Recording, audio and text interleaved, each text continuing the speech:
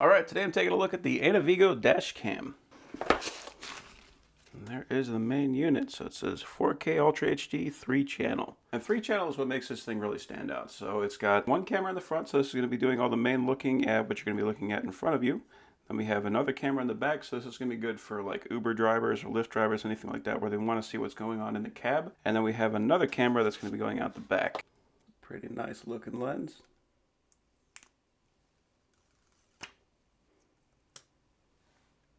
So on the side says TF slot, so this is where your card's going to go, and then power, and then the mic is here on the side. On the bottom we got OK, up, down, and menu. And then on the top we got USB-C, so this is probably going to be for power, and then we got USB, so I'm guessing this is where the back cam plugs in. So you have some adhesive pads, and we have the power cord. Okay, so that was the USB, so it was the USB that actually plugs the power in. So this is the car adapter, so you can plug that directly into the cigarette outlet if you just want to provide quick power. And yep, alright, so this is USB-C, and this is the cord for the backup camera.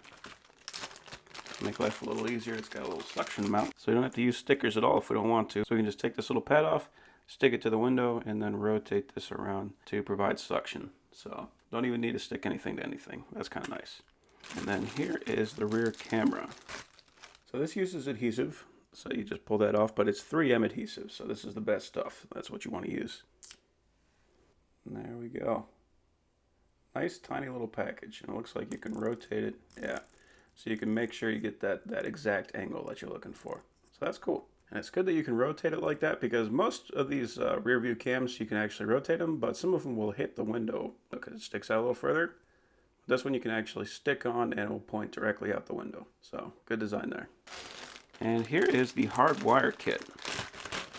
And it's nice that they actually included that. Most of these do not. Now this is a mini Hardwire kit, so you need to have mini fuses. Most modern cars do have fuses this size, but you're going to want to check and make sure that your car actually uses this size fuse before you go to try to install this. But it's pretty simple. We've got, so the yellow says BAT, so this is going to constant power.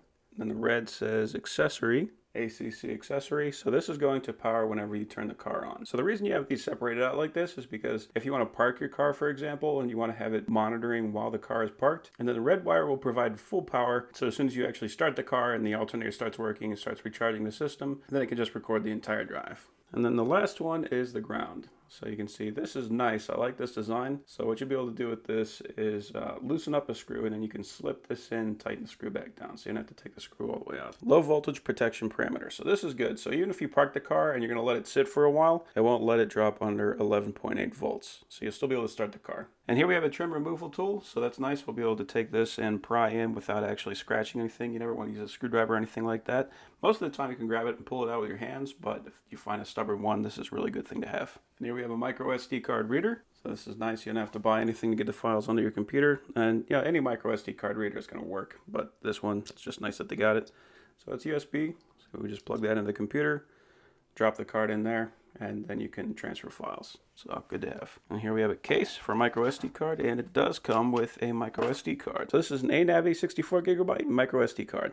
And the manual. Nice. So it actually is full color, so that's nice. So I started pulling some more stuff out of the box, and I saw that the cigarette adapter had this attached to it. So this is the GPS module. So it's a separate module, and this is where the adhesive sticks. So this will plug into here, and that provides power to the GPS. So that way you can record how fast you're going, so that you can say, you know, you'll have evidence that you weren't speeding and that kind of thing. And on the Hardwire kit, it has that same plug right here. So this is where the GPS module plugs in. So the camera itself does not use an adhesive. It only uses the suction cup. Me personally, I actually prefer that. So that's good. And I also noticed that the rear camera has some articulation. So if you have it on your window and it's pointing down a little bit, you need to angle that up, you can. That's cool.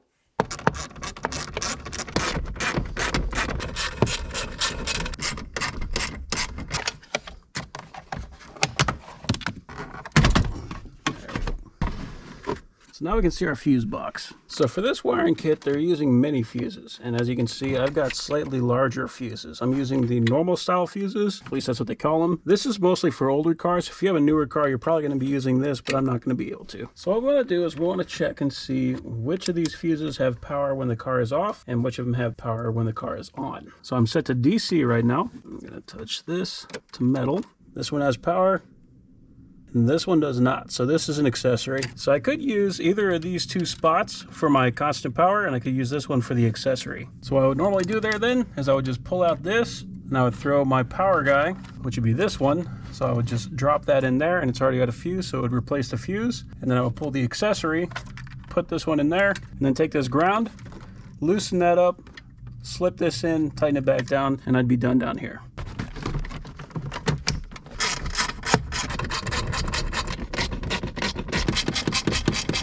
Pop this out. So I'm going to plug this guy in here. Stick that on. Tighten up that suction cup. And we are ready to go. I just checked, this is for the rear cam. You want to make sure that when you're installing it that the adhesive is on the right and the camera is on the left. If you install it like this, it will be upside down. So it has to be like this. All right, so there we go. So you can see we got our inside camera here. We got our front view here. We have our rear camera in the back. And we do have a little bit of articulation. We can move this around a little bit if we need to. But yeah, that's it. Pretty easy. So I noticed that the screen kept reverting back to this miles per hour, which is at 0.